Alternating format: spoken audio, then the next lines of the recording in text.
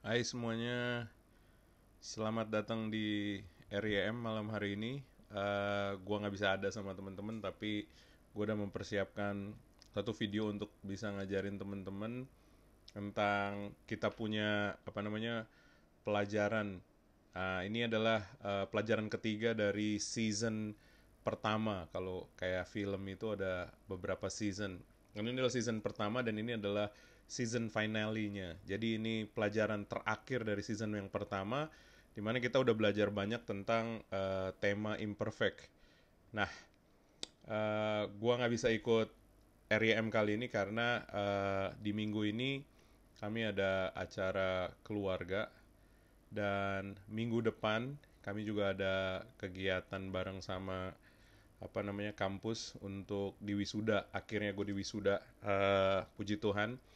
Dan untuk itu gue persiapkan video ini supaya teman-teman bisa belajar. Nanti kemudian habis video pelajaran ini selesai, kita akan masuk ke dalam kelompok. Nah, sebelum masuk ke pelajaran yang lebih jauh, gue mau nanya dulu ke teman-teman, apa yang dimaksud sama identitas? Oke, pertanyaannya adalah apa sih yang dimaksud dengan identitas? Kalian bisa pause dulu sekarang. Nah, sesudah kalian lanjutkan pertanyaannya lagi, ini sebaiknya kalian jawab di depan ya, maksudnya di kelompok besar.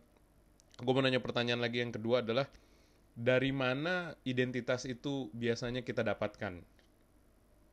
Jadi sambil lo sharing jawaban lo saat ini, lo bisa pause sekarang. Jadi apa yang dimaksud dengan identitas dan dari mana identitas itu didapatkan? Silakan pause. Oke, kita balik lagi. Nah, kita belajar bahwa di season 1 ini kita tuh Tuhan tuh punya cara untuk memulihkan imperfection kita. Kita tahu bahwa tema utamanya adalah imperfection dan nanti nanti lebih jauh ini kan kita jelaskan lagi apa maksudnya identitas. Tapi sebelumnya kita mau review dulu. Sebenarnya apa sih yang udah kita pelajari 2 minggu terakhir?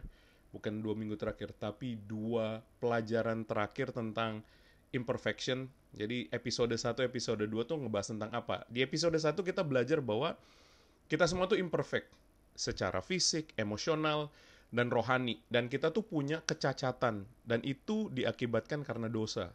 Dosa buat kita berusaha untuk menutupi kecacatan itu supaya ketidaksempurnaan itu nggak kelihatan sama orang. Nah, cara kita menutupi ketidaksempurnaan itu adalah dengan topeng. Nah, kita belajar bahwa topeng-topeng yang kita pakai untuk menutupi ketidaksempurnaan itu justru membuat kita nggak mampu punya hubungan dengan Allah. Nah, itu merusak hubungan kita dengan Allah dan juga dengan sesama, bahkan juga dengan diri kita sendiri. Jadi, eh, kita belajar bahwa kita imperfect karena Adam dan Hawa jatuh dalam dosa, sehingga apa yang jadi ada kecacatan. Kecacatan itu bukan maksudnya kita cacat secara fisik, tetapi ada kecacatan secara emosional, ada kecacatan secara rohani. Fisik, ya pasti adalah kekurangan-kekurangan yang kita punya. Dan karena kecacatan dosa, dosa itu mengakibatkan kecacatan, kecacatan itu coba ditutupi dengan topeng. Dan topeng itu justru membuat hubungan-hubungan kita dengan Allah, dengan manusia, dan juga dengan diri kita itu justru terhambat.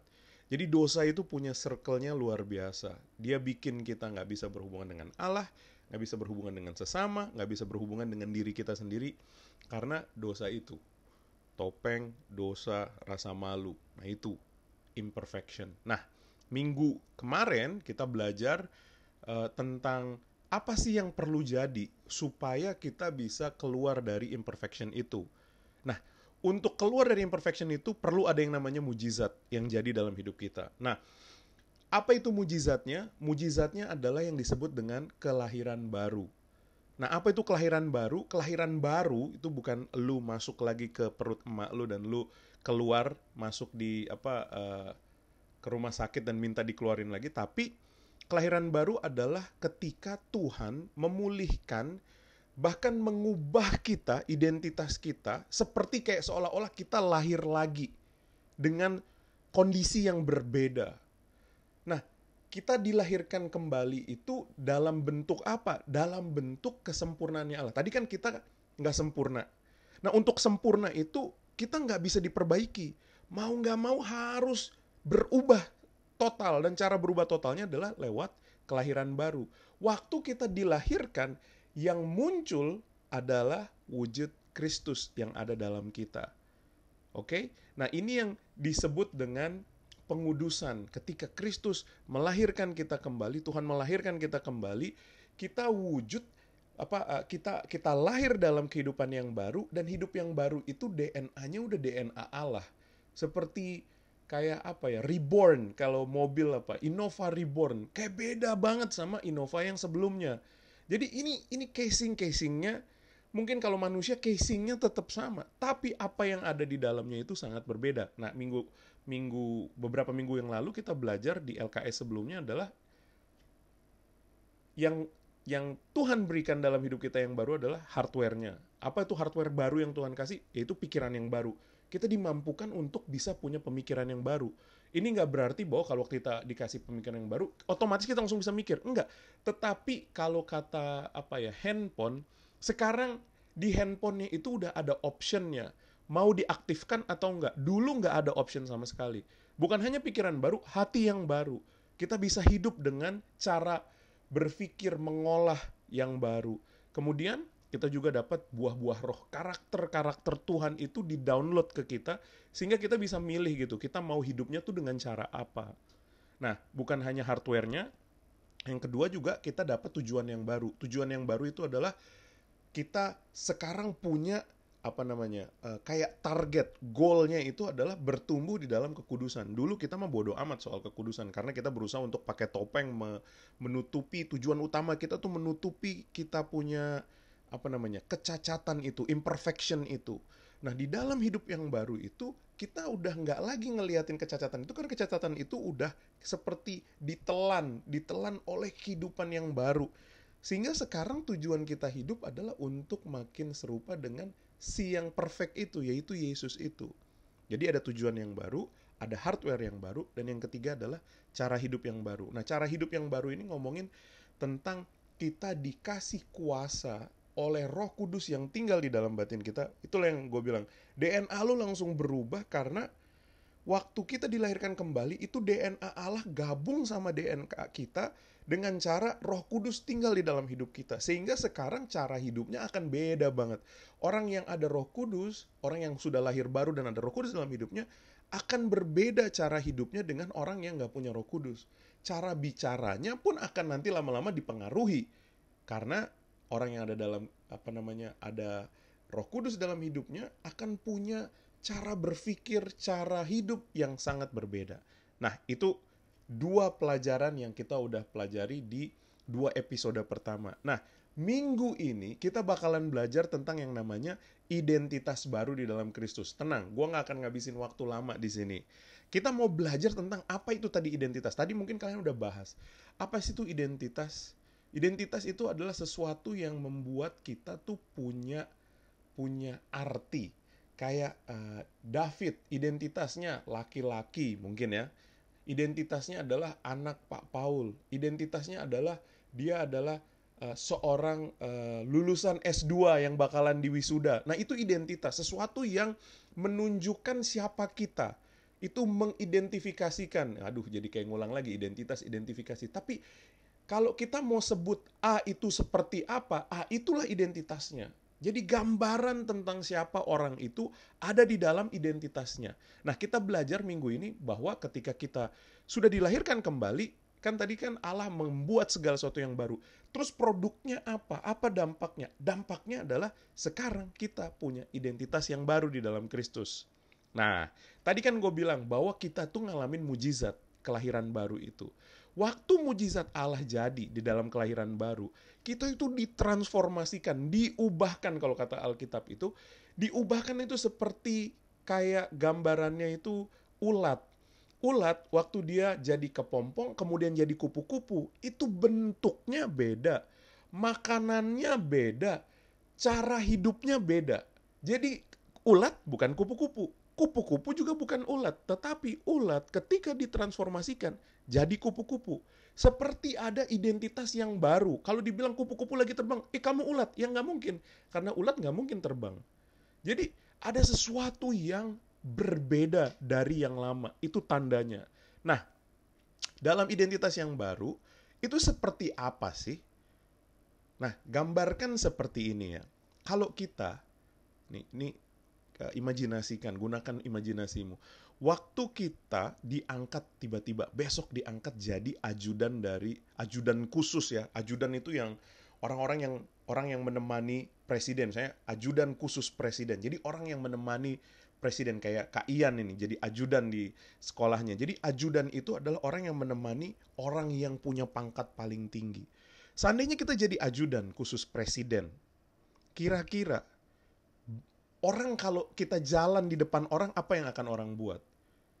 Kalau kita naik mobil, kira-kira kita bakalan dapat ini nggak ya?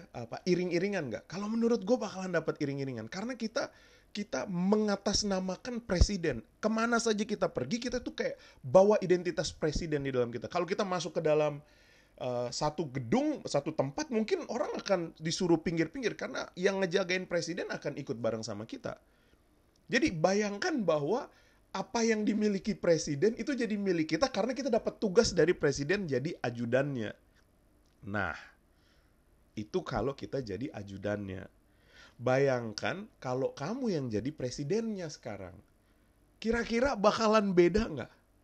Betapa luar biasa kan ya otoritas yang dikasih ke hidup kita ketika kita berubah dari seorang pelajar SD, SMP, SMA, atau seorang yang warga Wisma Asri, Golden City, Prima, Duta, dan sekitarnya, berubah jadi warga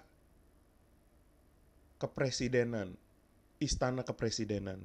Kita jadi presiden. Beda banget ya, pasti itu mempengaruhi identitas kita. Bagaimana orang mempersepsikan kita. Cara orang ngelihat kita akan beda. Cara kita ngelihat diri kita pun pasti berubah. Dan tahu gak sih, di dalam identitas baru kita di dalam Kristus, yang jadi itu lebih dahsyat lagi.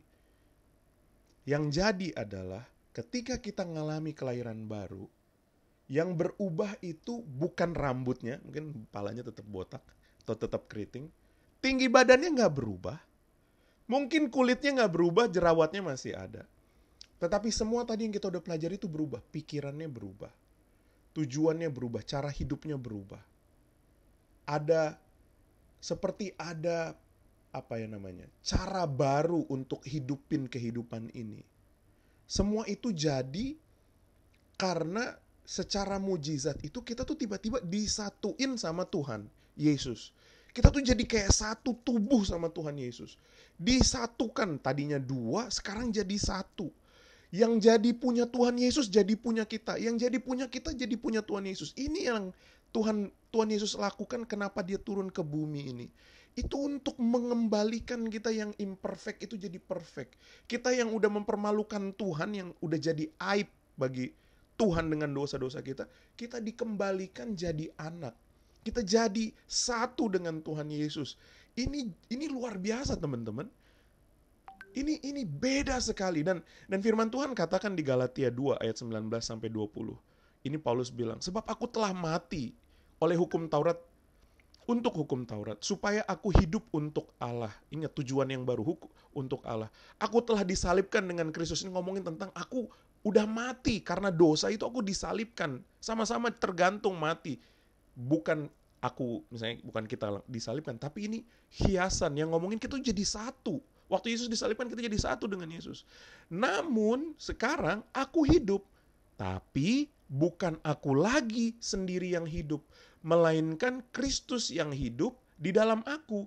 Dan hidupku yang kuhidupi sekarang ini di dalam daging adalah hidup oleh iman dalam Anak Allah yang telah mengasihi aku dan menyerahkan dirinya untuk aku. Jadi waktu kita belajar tentang ini, kita dibukakan suatu realita, suatu kenyataan bahwa waktu kita mati bersama-sama dengan Yesus, kelahiran baru itu bikin kita ikut mati. Apa yang mati? Imperfection kita. Hidup yang berdosa, kita ikut mati bersama-sama Yesus.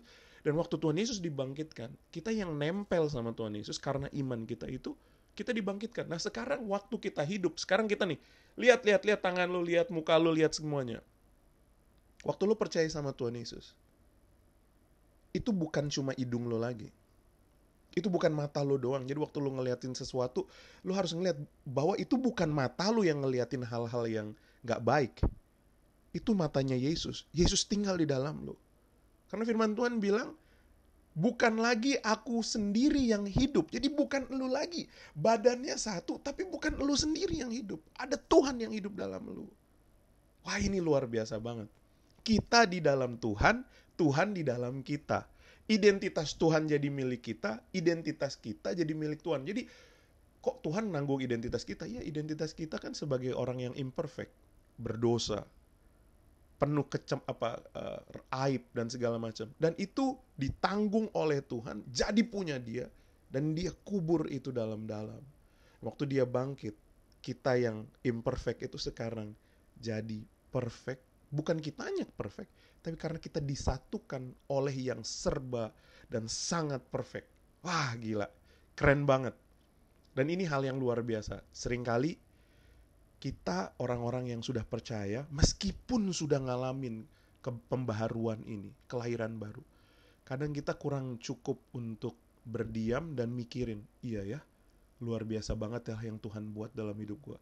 Kita terlalu banyak mikirin hal-hal yang jadi. Mungkin mata kita terlalu banyak ngelihat sosial media, akhirnya apa yang jadi? Ya kita ngeliatin segala sesuatu yang baik di sana, tapi kita gak pernah ngeliatin, wah gila, kejadian yang jadi dalam hidup gue tuh luar biasa loh. Mungkin karena kita ngeliatin drama kehidupan banyak, kondisi keuangan, masalah-masalah putus cinta, gak punya pekerjaan. Kesusahan dalam hidup ini seringkali bikin kita makin inget sama hidup lama kita. Bahwa kita tuh gak sempurna. Dan kita berusaha lagi untuk pakai topeng itu untuk nutupin.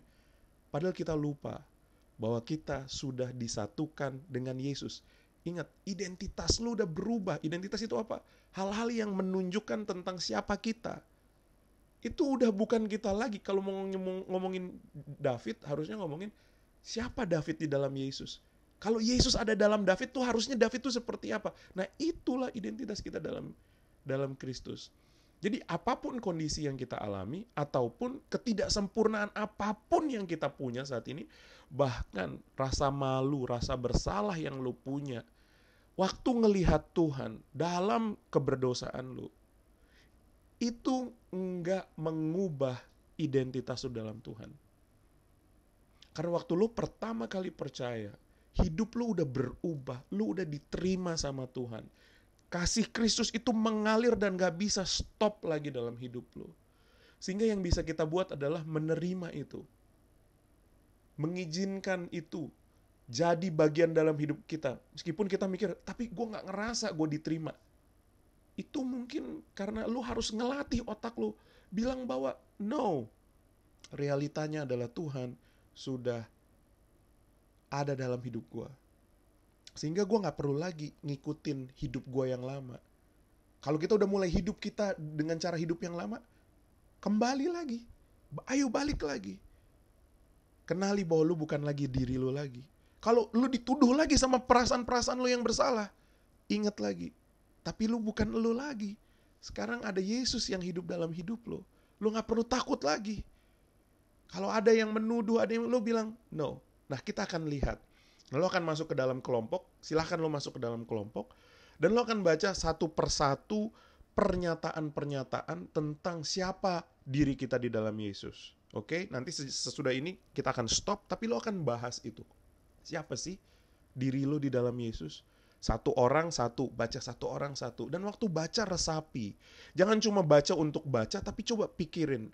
Nggak perlu baca ayatnya, lu bisa nanti cari di belakang ayatnya, tapi baca kata-katanya. Ada, saya adalah garam bagi orang-orang di dunia. Saya adalah terang bagi dunia. Saya adalah anak Allah. Ganti-gantian, resapi, jangan cuma sekedar mau baca aja.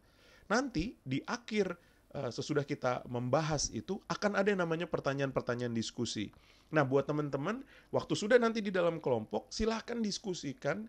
Tidak perlu semua orang jawab semua pertanyaan. Kalian bisa kayak beberapa orang jawab satu pertanyaan dan ganti lagi ke pertanyaan yang berikutnya. Tergantung siapa yang mau jawab, kalian bisa tunjuk tangan. Ya mungkin di RYM nggak ada yang tunjuk tangan, tapi siapa tahu minggu ini akan ada yang, Kak saya mau jawab pertanyaan itu. Ya, puji Tuhan. Tapi karena waktu kita nggak terlalu banyak, perhatikan tugas hidup keluar. Karena buat teman-teman yang cari nilai, ini yang akan masuk ke dalam penilaianmu. Jadi sempatkan bahas 2 topik pertanyaan di terakhir tugas hidup keluar sebelum pelajaran hari ini selesai. Nah, semoga teman-teman akan ngalamin suatu pengalaman atau diingatkan akan sesuatu kehidupan yang luar biasa ketika pelajaran hari ini tuh berakhir di season finale ini. Kalian udah bukan lagi kalian yang lama. Waktu kalian benar-benar percaya sama Tuhan, Roh Kudus tinggal di dalam hatimu. Dan Tuhan ngomong ke dalam batinmu bahwa kamu itu milik Tuhan. Nah, buat teman-teman yang belum ngerasa bahwa, atau mungkin bingung, Kak, sebenarnya aku ini udah lahir baru apa belum? Kalian bisa diskusikan. Kalian bisa tanya, Kak, emang bisa aku ngerasa yakin bahwa aku udah lahir baru? Coba tanya ke kakak-kakak di dalam kelompokmu tentang kondisi ini. Oke? Sampai jumpa 2 minggu lagi. Tuhan Yesus memberkati. Thank you for coming and we'll see you again. Bye.